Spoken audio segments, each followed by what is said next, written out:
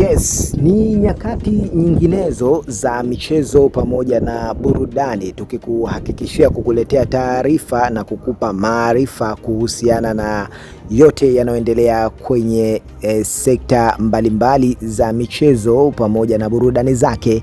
Mimi nikukaribishe zaidi wewe ambaye bado hujajiunga nasi hapa, ili usipitwe na habari za michezo na burudani. Hakikisha ya kwamba umejiunga nasi kwa kubofya maandishi mekundu hapo chini yaliyoandikwa subscribe.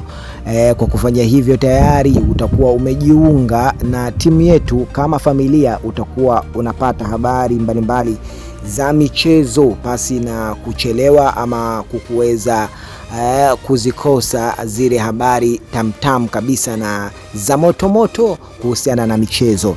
Na mimi nikuambie kwamba hapa kwenye dimba letu leo la michezo na burudani zake tunazo taarifa kutoka kwa semaji la kimataifa Ahmed Bin Ali. Ahmed Ali tunafahamu ya kwamba hivi sasa yuko na furaha tele baada ya timu yake ya Wekundu wa Msimbazi Simba kwanza kumpata mwalimu mpya klabuni hapo, lakini pia furaha ya pili ni kuweza kuibuka na ushindi kwenye mechi ya hivi juzi, kuweza kuondoka na ushindi wa bao 3-0.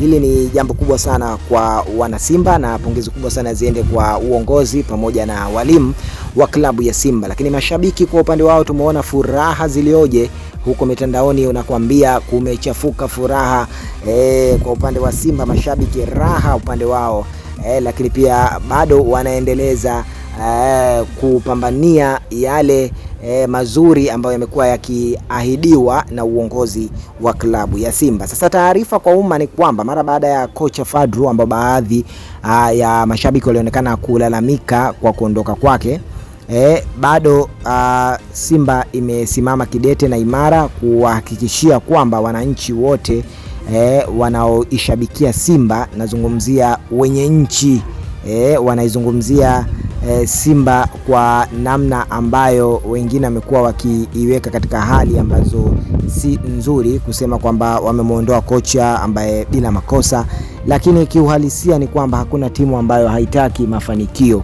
Ukiona ya kwamba wamekosana na mtu, basi ujue wameshindwa kuelewana vyema kabisa.